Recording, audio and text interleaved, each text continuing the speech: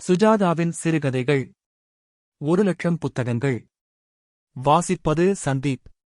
சிங்களத் தீவினுக்கோர் பாலம் அமைப்போம். மகாகவி. Welcome to delegates of Bharathi international.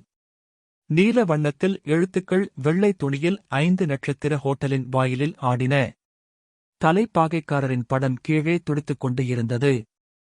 அருகே பல வண்ணக் கொடிகள் சஞ்சலித்துக் கொண்டு இருந்தன. டாக்டர் நல்லுசாமி கண்ணாடிக் கதவை திறப்பதற்கு முன் சேவகன் திறந்து புன்னகைத்தான். உள்ளே குளிர்பதனம் செய்யப்பட்ட அரங்கில் கம்பளத்தில் தமிழ் அறிஞர்கள் நிறைந்து இருந்தார்கள். புதுக்கவிஞர் கே கடித்துக் கொண்டு இருந்தார். சாகித்திய அகாதமி சிகரெட் பற்ற வைத்துக் கொண்டு இருந்தார். பரிபாடல் சோபாவில் உட்கார்ந்து கொண்டு தொடைமேல் காகிதம் வைத்து கடிதம் எழுதிக் கொண்டு இருந்தார். உரையாடலில் தமிழ் உலவியது. இத்தமிழ்நாட்டிலே சாஸ்திரங்கள் இல்லை. உண்மையான சாஸ்திரங்களை வளர்க்காமல் இருப்பனவற்றையும் மறந்துவிட்டு தமிழ்நாட்டு பார்ப்பார் பொய்க் கதைகளை மூடரிடம் காட்டி வயிறு பிழைத்து வருகிறார்கள். இதைச் சொன்னது யாரு? சொல்லுங்க பார்க்கலாம். பேரறிஞர் அண்ணாங்களா? இல்லைங்க, பார்ப்பனரான சுப்பிரமணிய பாரதி. காற்றுனு வசன கவிதை படிச்சு பாருங்கள். அவரு எல்லா விதத்திலும் புரட்சியாளருங்க. 1910-20களில் ஒரு பார்ப்பனர் இந்த மாதிரி சொல்றதுக்கு எத்தனை தைரியம் வேணும்? டாக்டர் நல்லுசாமி அவர்களை அணுக, வாங்க வாங்க, வாழ்த்துக்கள். எதுக்கு என்றார் டாக்டர். தெரியாத மாதிரி கேக்கறீங்க. உண்மையிலேயே தெரியாதுங்க. தெரியும். பாரதி பல்கலைக்கழகத்துக்கு உங்களைத்தான் துணைவேந்தரா போடப் போறாங்களாம். ஓ, அதுவா? எத்தனையோ பேர்களில் என் பேரும் இருக்குது. இல்ல, நீங்கதான்னு சொல்றாங்க. அமைச்சர் உங்களை கவனிக்கத்தான் இன்னைக்கு உங்க கூட்டத்துக்கே வராருன்னு சொல்றாங்க. சேச்சே, அமைச்சருக்கு பாரதி மேல அப்படி ஒரு ஈடுபாடுங்க. உங்களை விட்டா பொருத்தமா வேற யாருங்க? ஏதோ பார்க்கலாம். அதெல்லாம் அவ்வளவு சுலபம் இல்லைங்க. அரசியல் வேற கலக்குது. டாக்டர் நல்லுசாமி அவர்களை விட்டு விலக. வள்ளுவர் சொல்லியிருக்காரு, மரப்பினும் ஒத்துக்குழலாகும் பார்ப்பான், பிறப்புழுக்கம் குன்ற கெடும் நு. இப்ப யாருங்க பாப்பான்? யாரும் கிடையாதுங்க. அந்த அர்த்தத்தில்தான் பாரதி சொல்லியிருக்காரு. ரிசப்ஷனில் அவர் தன் அரைச்சாவியை வாங்கிக் கொள்ளும்போது அந்த பெண், சார் யூ ஹவ் 7 மெசேஜ் என்று புறா கூட்டில் இருந்து ஒரு குறிப்பை எடுத்துக் கொடுத்தாள். செல்வரத்தினம் 3 முறை உங்களுக்காக போன் செய்தார். நல்லுசாமிக்கு சற்று குழப்பமாக இருந்தது. யார் இந்த செல்வரத்தினம்? புரியவில்லை. தேங்க்ஸ் என்று அவளை பார்த்தபோது யூ ஆர் வெல்கம் என்று புன்னகைத்தபோது அவள் உடுத்தியிருந்த சன்னசாரி டாக்டர் அவர்களைப் படுத்தியது. தன் வாழ்நாளிலேயே முதலாக மனைவியை, டாக்டர் மணிமேகலை, விட்டு வந்திருக்கிறார். இந்த புன்னகையில் நிச்சயம் வரவேற்பு இருந்தது. கூடி பிரியாமலே ஓரிராவெல்லாம் கொஞ்சிக் குலவியெங்கே? ஆடி விளையாடியே உன்றன் மேனியை 1000 கோடி முறை நாடித் தழுவி. டாக்டர் வணக்கம். ஓ பெருமாள், வாங்க. எங்க இருக்கீங்க இப்ப? உட்கல்ல. புதுசா தமிழ் செக்ஷன் ஆரம்பிச்சு இருக்காங்க. உட்கல் எங்க இருக்குது? பக்கத்தில் பச்சை கண்களுடன் ஒரு பெண்பிள்ளை இவர்களை பார்த்து சிரித்து ஹலோ என்று சொல்ல டாக்டர் பெருமாள் அறிமுகப்படுத்தி வைத்தார். இது வந்து கத்தரினா. ரஷ்யாவுல இருந்து பாரதி ஆராய்ச்சி பண்ண வந்திருக்காங்க. This is doctor Nallusamy. ஆ, ஐசி என்று பெண்மணி அவர் கையைப் பற்றி குலுக்கினாள். சற்று வலித்தது. டிராக்டர் ஓட்டும் பெண்பிள்ளை போல் ஏராளமாக இருந்தாள். வள்ளி இடையில்லை. ஓங்கி முன்னிற்கும் மார்பையும் சரியாக மூடாமல் ததும்பினாள். Your reading paper on you? No, I'm presiding. மத்தியானம். Afternoon. You know Tamil? Yes. Can't speak. இந்தம்மா பாரதியை வறுமையில ஏன் வாட விட்டாங்க தமிழங்கன்னு கேக்குது. அவர் காலத்து தமிழங்க. அவர் பெருமையை உணரலை. டாக்டர், உங்களுக்கு துணைவேந்தர் ஆயிருச்சாமே? சேச்சே, இன்னும் எதும் தீர்மானிக்கலை பாரு. ஆயிட்டதுன்னுதான் சொல்றாங்க. உங்களைத்தான் நம்பியிருக்கேன். என்னை உட்கல்ல இருந்து எப்படியாவது ரீடராக் கொண்டு வந்துருங்க. சப்பாத்திச் சாப்பாடு. சூடு அதிகமா? என்னுடைய பைல்ஸுக்கு ஒப்புக்கலை. பாக்கலாங்க. முதல்ல ஆகட்டும். செல்வரத்தினம். எங்கேயோ கேட்ட மாதிரி பேராக இருக்கிறதே. ரஷியை பார்த்து மறுபடி புன்னகைத்துவிட்டு டாக்டர் மெத்தென்ற மாடிப்படிகளில் ஏறும்போது உற்சாகமாகத்தான் சென்றார். மணிமேகலைக்கு செய்தி சொல்ல வேண்டும். அவளுக்குத்தான் சந்தோஷமாக இருக்கும். சே, அதற்குள் எத்தனை கோட்டைகள்! மெசனைனை தாண்டியதும் இங்கிருந்தே மாநாட்டு முதல் ஹால் தெரிந்தது. அதன் வாசல் ஏர் கண்டிஷனுக்கு அடைத்திருந்ததால் உள்ளே பேச்சு கேட்கவில்லை. அவ்வப்போது உள்ளே இருந்து டெலிகேட் ஒருவர் டாய்லெட் போகவோ அல்லது முந்திரி பருப்பு கேக்குடன் தயாராக இருந்த காபி சாப்பிடவோ கதவைத் திறந்தபோது அவன் சர்வதேச கவிஞன். பிஜி மக்களுக்காக இங்கிருந்து கண்ணீர் வடித்தான். மாகாளி பராசக்தி உருசிய நாட்டினர் கடைக்கண் வைத்தாள் என்று ரஷ்ய புரட்சியைப் பற்றி பாடினான். அவனன்றோ என்று மாநாடு கசிந்தது. பல பேர் டாக்டரை வணங்கினார்கள். பரிச்சயம் இல்லா முகங்கள். எல்லோருக்கும் தெரிந்திருக்கும். துணைவேந்தர் என்றால் சும்மாவா? அமைச்சர். அதற்குத்தான் பிற்பகல் கூட்டத்துக்கு வருகிறார். என்னைக் கணிக்கத்தான். நல்லுசாமிக்கு உள்ளுக்குள் புல்லரித்தது. திறமைப்படி கொடுக்க வேண்டுமானால் அவருக்குத்தான் கொடுக்க வேண்டும். தமிழ்நாட்டில் அவரைக் காட்டிலும் பாரதி கவிதைகளில் பரிச்சயம் உள்ளவர் யாரும் கிடையாது. பாரதி கவிதைகளில் சமத்துவம் என்று டாக்டர் பட்டத்துக்கு அவர் எழுதிய ஆராய்ச்சிக் கட்டுரை இன்னும் ஒரு மைல்கல். மத்தியான கூட்டம் தொடங்க இன்னும் 2 மணி நேரம் இருந்தது. ஆனால் திறமை மட்டும் போதாதே. அறைக்குச் சென்று சற்று ஓய்வு எடுத்துக் கொண்டு வரலாம். முதலில் மணிமேகலைக்கு தொலைபேசி மூலம் விவரம் தெரிவித்துவிடலாம். டாக்டர் லேசாக. காதல் செய்தும் பெரும் பல இன்பம். கள்ளில் இன்பம், கலைகளில் இன்பம், பூதலத்தினை ஆழ்வதில் இன்பம் என்று பாடிக்கொண்டே அறைக்கதவில் சாவியை பொருத்தும்போது அறை வாசலில் நின்று கொண்டு இருந்தவனை கவனித்தார். வணக்கம் ஐயா. வணக்கம். நீங்க 25 சொல்லலாம். ஒல்லியாக இருந்தான். உக்கிரமான கண்களுக்கு கீழ் அவன் வயசுக்கு சற்று அவசரமான நிழல்கள். தோளில் பை மாட்டியிருந்தான். அதில் விழாவின் சிறப்பு மலர் எட்டிப் பார்த்துக் கொண்டு இருந்தது.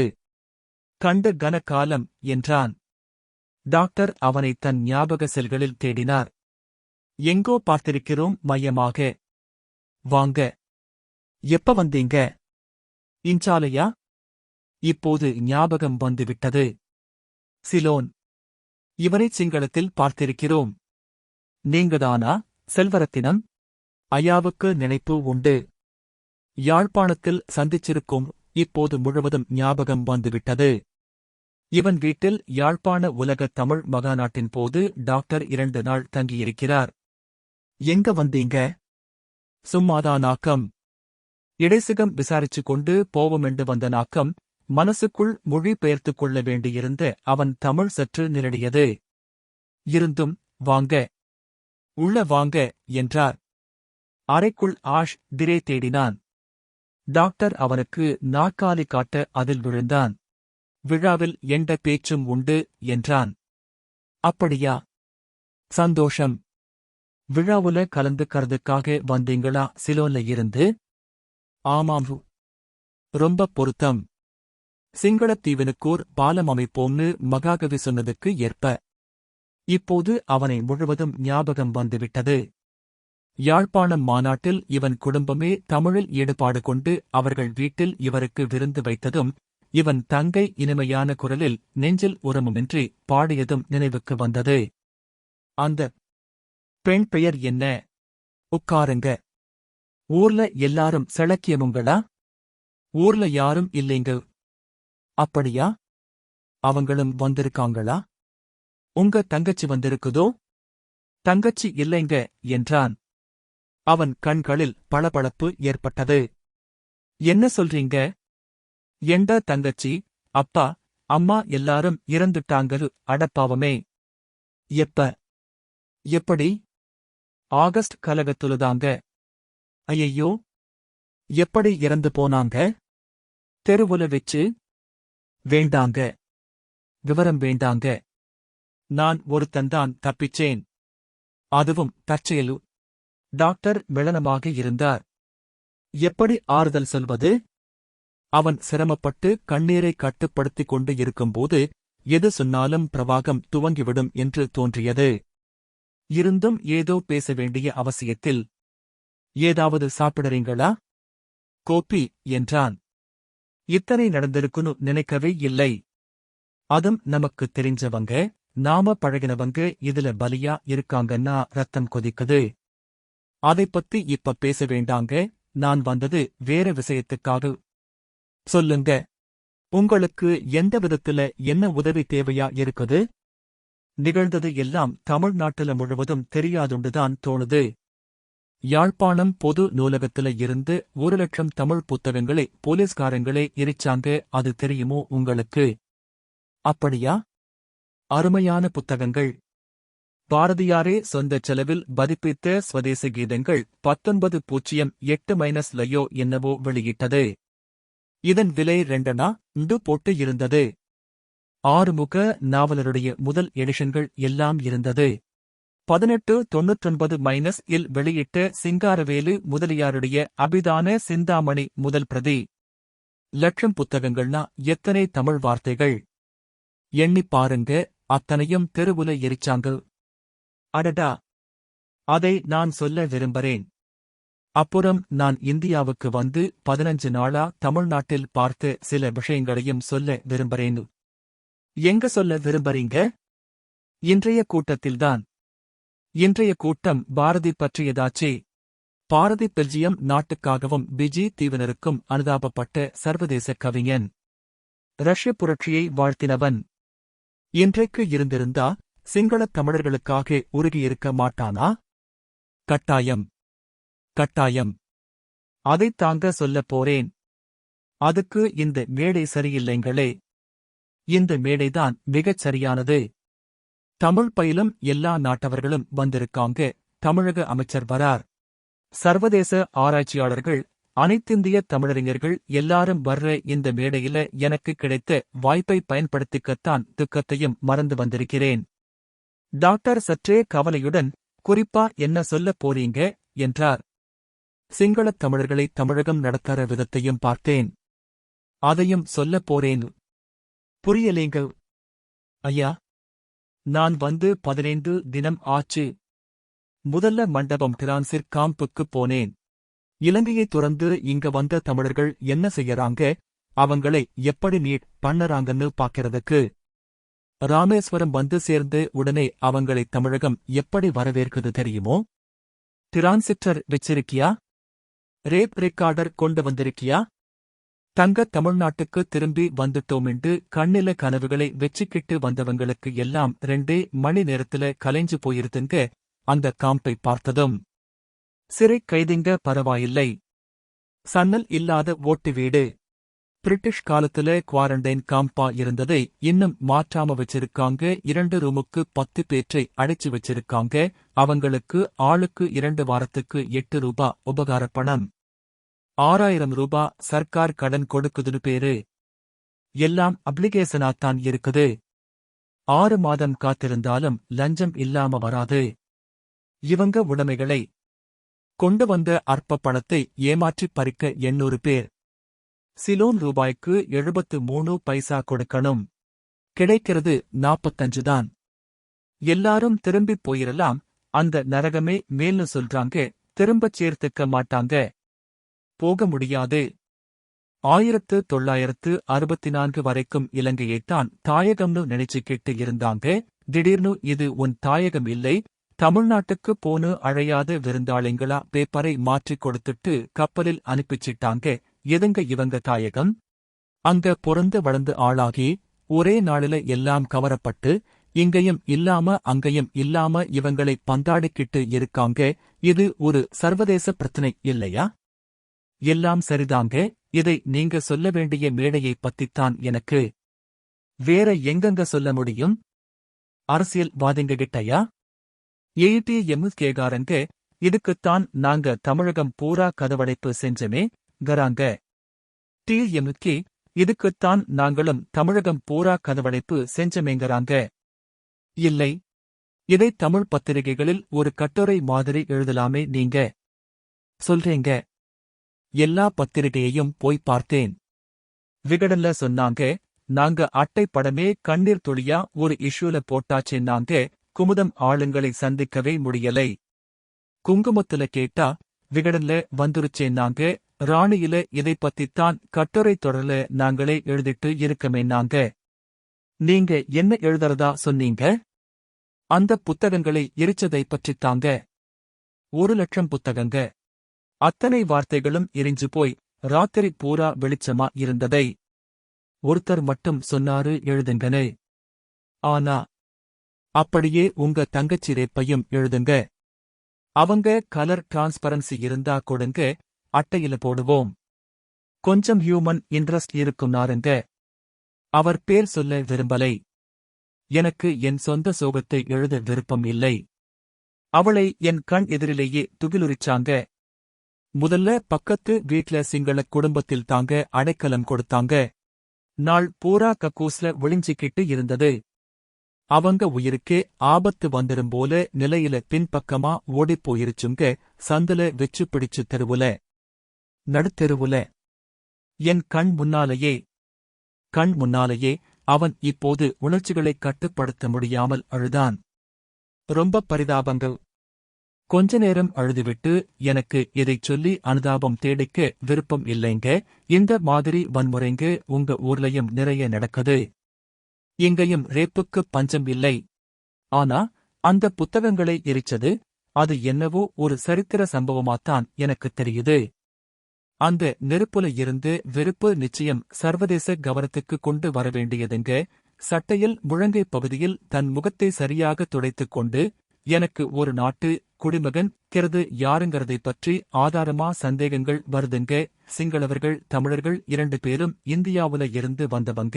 அவங்க வங்காளம் ஒரிசாவில் இருந்து வந்த ஆரியர்களாம். நாங்க உண்ட வந்த கள்ளத் தோணிங்களாம், சக்கிலியங்களாம். இதையெல்லாம் சொல்ல வேண்டாம். 6,00,000 பேர் எங்க போவோங்க? என்ன செய்வோங்க? இதெல்லாம் சொல்ல வேண்டாமா? டாக்டர் மூக்கைச் சொரிந்து கொண்டார். இவ்வளவு விவரமா சொல்ல வேண்டாங்க. ஏன்னா இது இலக்கியக் கூட்டம். இதில் அரசியலை நுழைக்கிறது நல்லால்லை. ஒண்ணு செய்யுங்க. அரசியல் இல்லைங்க, மனித உரிமை பிரச்சனை இல்லையா? சொந்தச் சகோதரர்கள் துன்பத்திற் சாதல் கண்டும் சிந்தை இறங்காரடிகளியே செம்மை மறந்தாரடி நு பாரதி பாடலையா? இலங்கை தமிழர்களை சகோதரர்களுதானே நீங்க எல்லாரும் சொல்றீங்க. அதுவும் ஒரு விதத்துல வாஸ்தவம்தான். இருந்தாலும் எனக்கு இதை விட்டா வேற வாய்ப்பு கிடையாதுங்க. ரத்தினாபுரத்துல நடந்ததைச் சொன்னா கண்ல ரத்தம் வரும். அதெல்லாம் நான் சொல்லப் போறது இல்லை. 1,00,000 புத்தகங்களை எரிச்சாங்க. அதுக்கு பதில் ஒரே ஒரு புத்தகத்தை மேடையில எரிக்கப் போறேன். என்ன புத்தகம் என்றார் கவலையோடு. இந்த மாநாட்டு மலரை. எதுக்குங்க அதெல்லாம்? பாரதி சொன்ன எதையும் செய்யாம ஏர் கண்டிஷன் ஹோட்டல்ல சாக்லேட் கேக் சாப்பிட்டுக்கிட்டு மாநாடு போடுறது எனக்கு என்னவோ பேத்தலாப்படுது. அதனோட சிகரம்தான் இந்த வெளியீடு. இதை மேடையில எரிச்சுட்டு பாரதி சொன்னதை நடைமுறையில் செய்து காண்பிங்கன்னு சொல்லப் போறேன். சிங்களத் தீவினுக்கோர் பாலம் அமைப்போம் னு அவன் சொன்னது கான்கிரீட் பாலம் இல்லை. முதல்ல மனப்பாலம் அமைங்க. அப்பதான் பளிச்சுனு எல்லார் மனசுலையும் பதியும். நேரமாயிடுச்சுங்க. 2 மணிக்குள்ள கூட்டம். அவன் எழுந்து வணங்கிவிட்டுச் சென்றான். செல்வரத்தினம் டாக்டர் அவன் போன திக்கை திகைப்பில் பார்த்துக் கொண்டு இருந்தார். சற்று நேரம் யோசித்தார். நிகழ்ச்சி நிரலை பார்த்தார். 2வதாக பேசுவது செல்வரத்தினம், ஸ்ரீலங்கா என்றிருந்தது. யோசித்தார். நாய்க்குட்டி போல் இருந்த டெலிபோனை எடுத்தார். மதுரைக்கு டிரங்கால் போட்டார். பிபி கால். டாக்டர் மணிமேகலை. 10 நிமிஷத்தில் கால் வந்தது. மணி, நான்தானு. என்ன விசாரிச்சீங்களா? கிடைச்சிருச்சா? ஏறக்குறைய கிடைச்ச மாதிரிதான். செக்ரட்டரியேட்லேயே விசாரிச்சுட்டேன். அமைச்சர் கையெழுத்து ஒண்ணுதான் பாக்கியாம். அப்ப இனிப்பு செய்திட வேண்டியதுதான். இந்த கணக்குல உங்க கூட இருக்க. மணி, ஒரு சின்ன சிக்கல். என்னது? அருணாசலம் மறுபடி பாயறாரா? அதில்லை மணி. இன்னிக்கு கூட்டத்துல அமைச்சர் வராரு. எனக்கு முன்னாலே ஒரு சிலோன்காரன் பேசறதா இருக்கு. நாம யாழ்ப்பாணத்தில் உலகத் தமிழ் மகாநாட்டுல சந்திச்சிருக்கோம். அவன் பேசறான். பேசட்டுமே, உங்களுக்கு என்ன? அதில்லை மணிமேகலை. அவன் சமீபத்திய கலகத்துல ரொம்ப இழந்து போய் ஒரு வெறுப்புல இருக்கான். ஏறக்குறைய தீவிரவாதியாக்கிருக்கு பிடிச்ச பயலா இருக்கான். என்ன செய்யப் போறான்? யாழ்ப்பாணத்துல லட்சம் புத்தகங்களை எரிச்சாங்களாம். அதுக்கு பதிலா மேடையில விழா மலரை எரிச்சுக் காட்டப் போறேங்கிறான். கேக்கறதுக்கே விரசமா இருக்குது. எனக்கு என்னடான்னா, கூட்டத்துல கலாட்டா ஆகி எங்கேயாவது எனக்கு சந்தர்ப்பம் வரதுக்குள் கலைஞ்சு போச்சுன்னா, அமைச்சர் வந்து 3 மினிட்ஸ் ப்ளீஸ் எக்ஸ்டென்ஷன் பண்ணுங்கள். என்ன கேக்குதா? கேக்குது கேக்குது. இத பாருங்க, உங்க பேச்சை இன்னைக்கு அமைச்சர் கேட்க வேண்டியது ரொம்ப முக்கியம். நீங்க முன்னாடி பேசிடுங்களேன். எப்படி? நிகழ்ச்சி நிரல்ல மாறுதல் செய்யணுமே. தலைமை தாங்கறதால இறுதியுரைனா நானு? கொஞ்ச நேரம் மதுரை யோசித்தது. என்ன செய்யச் சொல்றீங்க? எப்படியாவது உங்க அண்ணன் கிட்ட அவசரமா போன் பண்ணிச் சொல்லிடு. அதைத்தான் நானும் யோசிச்சுக்கிட்டு இருந்தேன். வெச்சுருங்கள் எப்படியாவது. வெச்சிருங்கன்னு சொன்னனில்லையா? அதிக நேரம் இல்லை. ஒரு டிமாண்ட் கால் போட்டுறேன். சரி மணிமேகலை. கவலைப்படாதீங்க, பேச்சு நல்லா பேசுங்க, கிடைச்சா மாதிரிதான்னு அண்ணனும் சொல்லியிருக்காரு. அமைச்சர் உங்க பேச்சை கேட்டுட்டா போதுன்னாரு. டெலிபோனை வைத்துவிட்டு டாக்டர் சற்று திருப்தியுடன் எழுந்தார். மணிமேகலை செய்து காட்டிவிடுவாள். இவ்வளவு செய்யக்கூடியவள் இது என்ன? இப்போதே அவள் விரல்கள் தொலைபேசியில் செயல்பட்டுக் கொண்டு இருக்கும். அவள் சக்தி. வாழ்வு பெருக்கும் மதியே சக்தி. மாநிலம் காக்கும் மதியே சக்தி. தாழ்வு தடுக்கும் சதிரே சக்தி. சஞ்சலம் நீக்கும் தவமே சக்தி. 2 மணிக்கு கூட்டம் துவங்கியது. எதிரே ஹால் நிரம்பியிருந்தது. வெள்ளைக்கார முகங்கள் முதல் வரிசையில் பளிச்சென்று தெரிந்தன. பட்டுப்புடவை உடுத்திய நங்கை மைக்கை தொட்டு பார்த்துவிட்டு எண்ணிய முடிதல் வேண்டும், நல்லதே எண்ணல் வேண்டும் என்று இனிமையாகப் பாடினாள். மேடையில் பேச இருப்பவர்கள் வரிசையில் ஓரத்தில் செல்வரத்தினம் உட்கார்ந்து இருந்தான்.